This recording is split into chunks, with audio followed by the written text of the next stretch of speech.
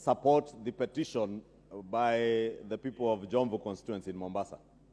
Honorable Speaker, the question of land compensation, as Minority Whip says, is a very touchy subject. And we've always said land is an emotive and touchy subject in this country. Therefore, Honorable Speaker, as much as land is emotive and touchy, it's also true that the development of infrastructure goes a long way to improving not just the lot of the people around where the infrastructure is being built, and in this case, the road in Jomvu, and opening up the entire of the Mombasa Island, but also helps to improve connectivity between towns. And the member for Jomvu will tell you how difficult it is, especially during rush hours, to move from the island of Mombasa even to get to Kilifi or Mtwapa using that road. But, Honorable Speaker, we must look at bigger issues on land compensation in this country. And this afternoon, Honorable Speaker, I had a meeting with the CEO of the National Lands Commission. And among the issues we are discussing are issues touching on land compensation, because KeNHA, who should be providing the funds, has failed. And I have no fear in saying we have a very inept Director General of KeNHA, completely inept. And the Minister in charge of infrastructure, CS Kipchumba Murkomen, must either take up the work of the DG KeNHA or act on the DG KeNHA to make sure that he does his work in accordance with the law. Because we can't be lamenting here as members of parliament. I can see the Honorable Pio and I saying the DG is from my county. It is true. The DG comes from my county in Kiambu.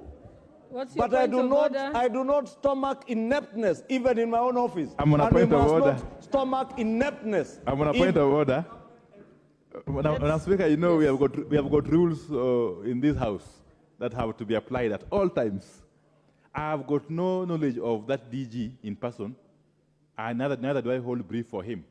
But our rules don't allow us to discuss the conduct of a person who cannot defend themselves on the floor of this house. It would be better if there's an issue with the DG KeNHA that a motion is brought to discuss his conduct or performance so that we can deal with the matter in a procedural manner. Thank you.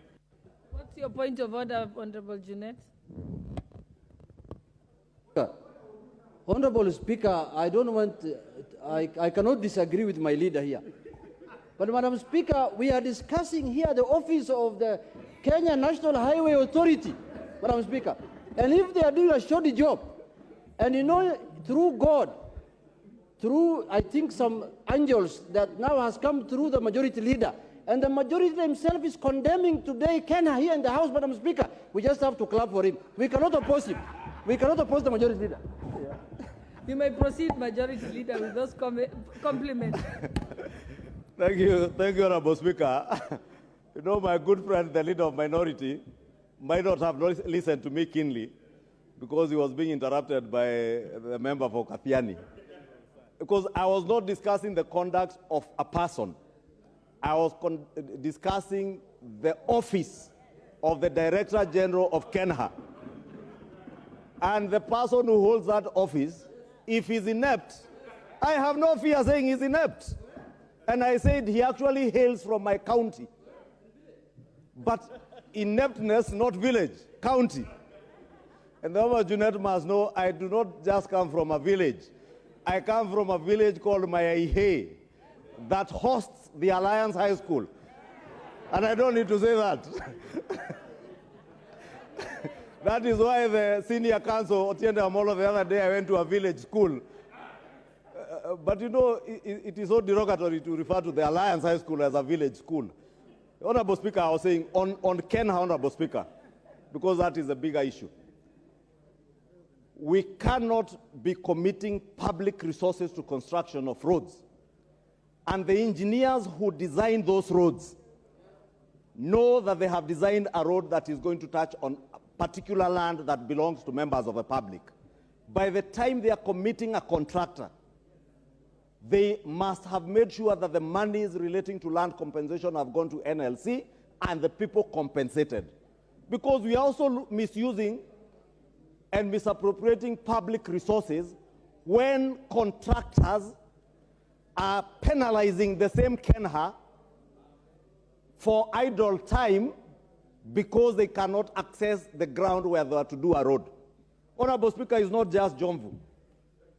If you go to my constituency here, and those who drive to the western parts of Kenya will tell you, the junction around Gitaru, at the intersection of 3 major national highways, the southern bypass, the western bypass, and the Great Northern Corridor, Wayakiwe Rironi interchange.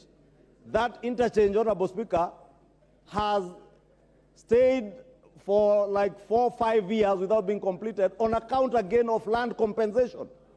And Honorable Speaker, the same thing with Kisumu, and the Honorable Junet will tell you, the Mamboleo Junction.